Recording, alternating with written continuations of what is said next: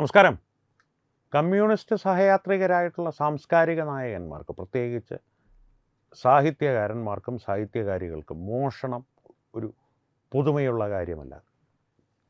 കവിതാമോഷണ വിവാദം പ്രേക്ഷകർക്ക് ഓർമ്മയുണ്ടാകും. കൃത്യമായിട്ട് മറ്റൊരാൾ എഴുതിയ കവിത മോഷ്ടിച്ച് അല്ലെങ്കിൽ മറ്റാരെങ്കിലും മോഷ്ടിച്ച് സൗഹൃദ വൃത്തങ്ങളിലുള്ള സൗഹൃദ പരിസരങ്ങളിലുള്ള ആരെങ്കിലും മോഷ്ടിച്ച് നൽകിയതിനെ സ്വന്തം പേരിൽ പ്രസിദ്ധീകരിച്ച പ്രസിദ്ധയായ അല്ലെങ്കിൽ കുപ്രസിദ്ധയായ ദീപ ടീച്ചറെ പ്രേക്ഷകർക്ക് ഓർമ്മയുണ്ടാകും. അത്തരത്തിലുള്ളൊരു വിവാദം വീണ്ടും കമ്മ്യൂണിസ്റ്റ് സാഹിത്യ സഹയാത്രിക ക്യാമ്പിനെ പിടിച്ചു കുലുക്കിയിരിക്കുകയാണ്. ഇത്തവണ വിവാദത്തിൻ്റെ മധ്യത്തിൽ നിൽക്കുന്നതും ഒരു സ്ത്രീ തന്നെയാണ്. KR മീര എന്ന അതിപ്രസിദ്ധയായ പ്രശസ്തയായ, നിരവധി തവണ സ്വന്തം കൃതികളെക്കാളുപരി സ്വന്തം രാഷ്ട്രീയ അഭിപ്രായങ്ങളിലൂടെ വിവാദങ്ങളിൽ ഉൾപ്പെട്ട ഒരു സാഹിത്യകാരിയാണ്. KR മീരയുടെ ഏറ്റവും പുതിയ കൃതിയായ കലാച്ചി എന്ന നോവൽ ഹരിത സാവിത്രി എന്ന സാഹിത്യകാരിയുടെ ദി സിൻ എന്ന നോവലിൻ്റെ മോഷണമാണ്, അല്ലെങ്കിൽ അതിൻ്റെ ഒരു കഥാപശ്ചാത്തലത്തിൻ്റെ ഒരു മോഷണമാണ് എന്നുള്ള ആരോപണം ഹരിത സാവിത്രി തന്നെ ഇപ്പോൾ പൊതുമണ്ഡലത്തിൽ ഉയർത്തിയിരിക്കുകയാണ്. അത് സംബന്ധിച്ചുള്ള വിവാദങ്ങൾ ചൂടുപിടിക്കുന്ന അവസരത്തിൽ KR മീരയുടെ ആരാധക വൃന്ദം, അതായത് അന്തംഗമി കൂട്ടങ്ങളെന്ന് ട്രോളന്മാർ വിളിക്കുന്നവർ, ഹരിത സാവിത്രിക്കെതിരെ വിമർശനങ്ങളും അസഭ്യവർഷവുമായി രംഗത്തെത്തിയിട്ടുണ്ട്. അതിലും ഏറ്റവും ആശ്ചര്യപ്പെടുത്തുന്നൊരു കാര്യം, സ്വയം നിരൂപകരെന്ന് പറയുന്ന ഒരു കാര്യം, ഒരു കുറ്റസമ്മതം പോലെ പ്രേക്ഷകരോട് ഇപ്പോൾ തന്നെ ഞാൻ പറയാം. ഇനി പറയാൻ പോകുന്ന പേരുകളൊക്കെ എങ്ങനെ സാഹിത്യ നിരൂപകരായി, അല്ലെങ്കിൽ ഇവരൊക്കെ എന്ത് സാഹിത്യ നിരൂപണമാണ് നടത്തിയിട്ടുള്ളത് എന്നുള്ളതിനെ സംബന്ധിച്ച് എൻ്റെ പരിജ്ഞാനം അല്ലെങ്കിൽ എൻ്റെ അറിവ് തുലവും വിരളമാണ്. കാരണം ഇവരെയൊക്കെ ആരാണ് സാഹിത്യ നിരൂപകരാക്കിയതെന്ന് എനിക്കറിയില്ല. പക്ഷേ അവരൊക്കെ സാഹിത്യ നിരൂപകരെന്നാണ് സ്വയം വിളിക്കുന്നത്.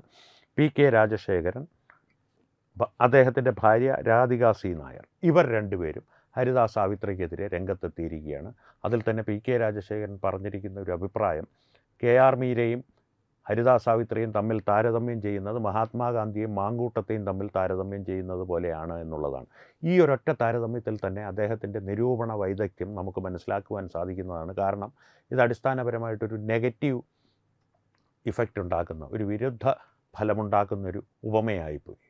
കാരണം മഹാത്മാഗാന്ധിയുടെ ചരിത്രം പഠിച്ചു കഴിഞ്ഞാൽ അതിന് ശേഷം നമ്മൾ രാഹുൽ മാങ്കൂട്ടത്തെ ഒന്ന് പരിശോധിച്ചാൽ, അഹിംസ എന്നുള്ളൊരു തത്വം മാറ്റിവെച്ചാൽ, ഹിംസാത്മകമായിട്ടുള്ള പല പ്രവർത്തികളും രാഹുൽ മാങ്കൂട്ടം ചെയ്തിട്ടുണ്ട് എന്നുള്ളത് അദ്ദേഹത്തിൻ്റെ മേലെ ആരോപിക്കപ്പെട്ടിട്ടുള്ള കുറ്റമാണ്. ബാക്കി എല്ലാ പ്രവർത്തികളിലും തികഞ്ഞ ഒരു ഗാന്ധിയനാണ് മാങ്കൂട്ടം എന്നുള്ളത് നമുക്ക് മനസ്സിലാക്കുവാൻ സാധിക്കും. അതുകൊണ്ട് തന്നെ ഈ ഒരു ഉപമയ്ക്ക് അദ്ദേഹത്തിന് 0 മാർക്കാണ് PK രാജശേഖരന് കൊടുക്കുന്നത്. നിരൂപകൻ എന്നുള്ള രീതിയിൽ താങ്കൾ ഒരു പൂർണ്ണ പരാജയമാണ് എന്ന് വ്യക്തമാക്കുവാൻ ഈ ഒരു ഉപമ മാത്രം മതി എന്നുള്ളതാണ് എൻ്റെ വിനീതമായിട്ടുള്ള അഭിപ്രായം. ഞാനും ഒരു സാഹിത്യ നിരൂപകനാണ് എന്ന് സ്വയം പ്രഖ്യാപിക്കുന്നു ഈ നിമിഷം മുതൽ. താങ്കൾക്ക് സാഹിത്യ നിരൂപകനാകാമെങ്കിൽ എനിക്കുമാകാം. രാധിക C നായർ കുറച്ചും കൂടി കാവ്യാത്മകമായിട്ടാണ്, നക്ഷത്രത്തെയും പുൽക്കൊടിയും തമ്മിൽ താരതമ്യം ചെയ്യുവാൻ സാധിക്കുമോ? നക്ഷത്രം KR മീരയാണെന്ന് പ്രേക്ഷകർക്ക് മനസ്സിലായി കാണുമല്ലോ. അടിസ്ഥാനപരമായിട്ട് പുൽക്കൊടി ഹരിത സാവിത്രിയായിരിക്കും. അതായത് ഹരിക്കൊടിയെ ഗ്രാസ് തൃണവൽഗണിച്ചു എന്ന് വേണമെങ്കിൽ സാഹിത്യ ഭാഷയിൽ തന്നെ പറയാവുന്ന രീതിയിലുള്ള ഒരു അഭിപ്രായ പ്രകടനമാണത്. ഹരിത സാവിത്രി ഇപ്പോഴും അവരുടെ ആരോപണത്തിൽ ഉറച്ചു നിൽക്കുന്നു എന്നുള്ളത് തന്നെയാണ് ഇതിൽ ഏറ്റവും ശ്രദ്ധേയമായ കാര്യം. കാരണം ഇത്രയധികം വിമർശനങ്ങളും സാഹിത്യ ലോകത്ത് നിന്ന് തന്നെ അവരുടെ മേൽ സമ്മർദ്ദങ്ങളും എല്ലാം ഉണ്ടായിട്ടും തൻ്റെ ദി സിൻ എന്ന കൃതിയിലെ കഥാപശ്ചാത്തലം, അതായത് ഒരു പ്രശ്നബാധിത പ്രദേശത്തേക്ക് സ്വന്തം കാമുകനെ അന്വേഷിച്ച് പോകുന്ന ഒരു പെൺകുട്ടി, ആ പെൺകുട്ടി സുഹൃത്തുക്കളുടെ എല്ലാം അഭിപ്രായങ്ങളെ തൃണവൽഗണിച്ച് അല്ലെങ്കിൽ സുഹൃത്തുക്കളുടെ കണ്ണ് വെട്ടിച്ച് കാമുകനെ കാണുവാൻ അയാളുടെ പ്രശ്നബാധിതമായ ഈ പ്രശ്നങ്ങൾ ഏറ്റവും കൂടുതൽ രൂക്ഷമായൊരു ഗ്രാമത്തിലേക്ക് എത്തുന്നു. അവിടെ നിന്ന് ആ ബന്ധത്തിനൊരു പൂർണ്ണതയോ അല്ലെങ്കിൽ ആ ബന്ധത്തിൻ്റെ അടുത്ത ഘട്ടം എന്താണ് എന്നുള്ളതിലൊരു തീരുമാനമാകാതെ ക്ലോഷർ എന്ന് പറയുന്ന ഒരു രീതി ഇല്ലാതെ മടങ്ങുന്നതുമാണ് ദി സിന്നിൻ്റെ പശ്ചാത്തലം. ഇതേ പശ്ചാത്തലം തന്നെയാണ് കലാച്ചിയിലുമുള്ളത്. ഹരിത സാവിത്രി തന്നെ അവരുടെ ഫേസ്ബുക്ക് പോസ്റ്റിലൂടെയും എല്ലാം നമ്മളോട് പറയുന്നൊരു കാര്യം, ഈ കഥാപശ്ചാത്തലം കലാച്ചിയിലുണ്ടെങ്കിൽ പോലും വിവിധ ഉപകഥകൾ 2 നോവലുകളിലുമുണ്ട്. അവയെല്ലാം വ്യത്യസ്തമാണ്. പക്ഷേ അടിസ്ഥാന കഥാപശ്ചാത്തലം വളരെയധികം സമാനതകളുള്ളതാണ്. അടിച്ചു മാറ്റിയത് തന്നെയാണ് എന്നുള്ളത് വ്യക്തം. അതായത് അവൾ പോകുന്നു എന്നുള്ളിടത്ത് അവൻ പോകുന്നു എന്ന് എഴുതുന്നത് കൊണ്ട് അടിച്ചു മാറ്റിയത് അല്ലാതാകുന്നില്ലല്ലോ.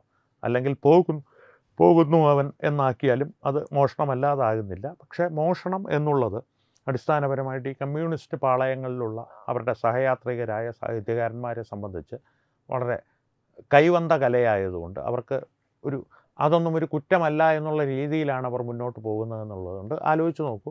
റോട്ട് മെക്ക എന്നുള്ളൊരു പുസ്തകം വായിച്ചിട്ടുള്ളവർക്ക് മലയാളത്തിൽ ഏറ്റവും കൂടുതൽ പതിപ്പുകൾ വിറ്റുപോയിട്ടുള്ളൊരു നോവലുമായിട്ട് അതിനുള്ള സാമ്യം വളരെയധികം കൃത്യമായി തന്നെ അറിയാം. അത് സംബന്ധിച്ചുള്ള ആരോപണങ്ങൾ ഉയർന്നപ്പോൾ പോലും അടിസ്ഥാനപരമായിട്ട് ആ സാഹിത്യകാരൻ, ഈ മലയാളത്തിലെ ഏറ്റവും അധികം പതിപ്പുകൾ വിറ്റുപോയിട്ടുള്ളതിൽ ഒന്നായിട്ടുള്ള നോവലിൻ്റെ രചയിതാവ് കൃത്യമായി തന്നെ അങ്ങനെയാണെങ്കിൽ തന്നെ എന്താണ് എന്നുള്ള രീതിയിൽ വളരെ അഹങ്കാരത്തോടു കൂടിയാണ് അതിനോട് പ്രതികരിച്ചത്.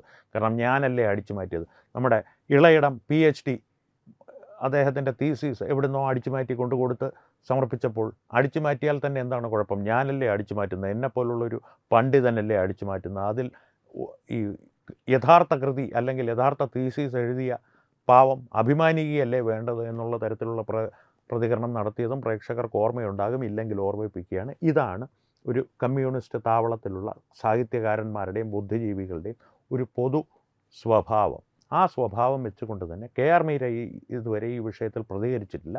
പക്ഷേ ഈ സ്വഭാവം, അതിൻ്റെ ചരിത്രങ്ങൾ നമ്മുടെ മുൻപിൽ ഉള്ളത് കൊണ്ട് തന്നെ ഇത്തരത്തിലുള്ള എന്തെങ്കിലും ഒരു പ്രതികരണമായിരിക്കും KR മീരയുടെ ഭാഗത്തു നിന്ന് ഉണ്ടാവുകയാണെങ്കിൽ എന്നുള്ളത് ഏതാണ്ട് ഒരു 99% നമുക്ക് കൃത്യമായി അനുമാനിക്കാവുന്നൊരു കാര്യമാണ്. പക്ഷേ അടിസ്ഥാനപരമായി മോഷണമായി തന്നെ അപ്പോഴും നിലനിൽക്കുന്നു. സാഹിത്യകാരന്മാരെയും PK രാജശേഖർ മഹാത്മാഗാന്ധിയും മാങ്കൂട്ടത്തെയും കൂട്ടിക്കെട്ടി മഹാത്മാഗാന്ധിയുടെ യഥാർത്ഥ ചരിത്രം പഠിക്കുവാൻ ആളുകളെ ആക്കുന്ന ഒരു രീതി കൈക്കൊണ്ട് അദ്ദേഹത്തിൻ്റെ പത്നി നക്ഷത്രത്തെയും പുൽക്കൊടിയെയും ഉപമിച്ച് ഹരിതയെ അപമാനിക്കുവാൻ ശ്രമിച്ചാലും, ഹരിതാ സാവിത്രിയെ അപമാനിക്കുവാൻ ശ്രമിച്ചാലും, പുൽക്കൊടി എന്നുള്ളത് കൃത്യമായിട്ട് മനുഷ്യന് അനുഭവവേദ്യമായൊരു കാര്യമാണ്. നക്ഷത്രം എന്നുള്ളത് ഒരുപക്ഷെ നാം കാണുന്ന നക്ഷത്രം അനാദികാലങ്ങൾക്ക് മുമ്പ് നശിച്ചു പോയൊരു നക്ഷത്രമായിരിക്കാം. അതിൻ്റെ വെളിച്ചം എന്നുള്ളൊരു മായ മാത്രമായിരിക്കാം നാം കാണുന്നത് എന്നുള്ളതും സത്യമായതുകൊണ്ട് തന്നെ വീണ്ടും ഞാൻ എന്നെ സ്വയം ഒരു സാഹിത്യ നിരൂപകനായി പ്രഖ്യാപിക്കുന്നു. കാരണം PK രാജശേഖരനേക്കാളും രാധികാ C നായരെക്കാളും നല്ല ഉപമകളോ അല്ലെങ്കിൽ അത്യാവശ്യം തെളിഞ്ഞ ചിന്തകളോ എന്നിലുണ്ട്. അവരെ താരതമ്യം ചെയ്യുമ്പോഴാണ്, മറ്റുള്ളവരെയല്ല. വാരവലം കൃഷ്ണൻ നായർ സാറിനെ പോലുള്ളവരെ താരതമ്യം ചെയ്യുമ്പോഴല്ല ഞാൻ പറയുന്നത്. ഈ ആധുനിക കാലത്തെ കമ്മ്യൂണിസ്റ്റ് താവളത്തിലുള്ള സാഹിത്യ നിരൂപകന്മാരെ താരതമ്യം ചെയ്യുമ്പോൾ അവരെല്ലാം തെളിഞ്ഞ ചിന്ത എന്നിലുള്ളതിനാൽ ഇന്നു മുതൽ ഞാനും സാഹിത്യ നിരൂപകരാണ്. പ്രേക്ഷകർക്ക് ആർക്കെങ്കിലും സാഹിത്യ നിരൂപകരാകാൻ താല്പര്യമുണ്ടെങ്കിൽ നിങ്ങളുടെ നിരൂപണങ്ങൾ കമൻറ്റുകളിലൂടെ ഞങ്ങളുമായി പങ്കുവയ്ക്കുക. സംവാദങ്ങൾ തുടരട്ടെ, നിരൂപണങ്ങളും തുടരട്ടെ. വീണ്ടും കാണാം. നന്ദി, നമസ്കാരം. HIV അണുബാധ സന്തോഷപൂർണമായ ഒരു ജീവിതത്തിന് തടസ്സമല്ല. HIV അണുബാധയ്ക്ക് ഫലപ്രദമായ ചികിത്സ ഇന്ന് ലഭ്യമാണ്. ഇതിന് യഥാസമയം അണുബാധ കണ്ടെത്തുന്നതും കാലേക്കൂട്ടി ചികിത്സ നടത്തേണ്ടതും അത്യാവശ്യമാണ്. സൗജന്യമായ ചികിത്സയും മാർഗനിർദ്ദേശങ്ങളും സർക്കാർ ആശുപത്രികളിലെ ART അഥവാ ഉഷസ് കേന്ദ്രങ്ങളിൽ ലഭ്യമാണ്. ആരോഗ്യ സംരക്ഷണം ഓരോരുത്തരുടെയും ഉത്തരവാദിത്തമാണ്.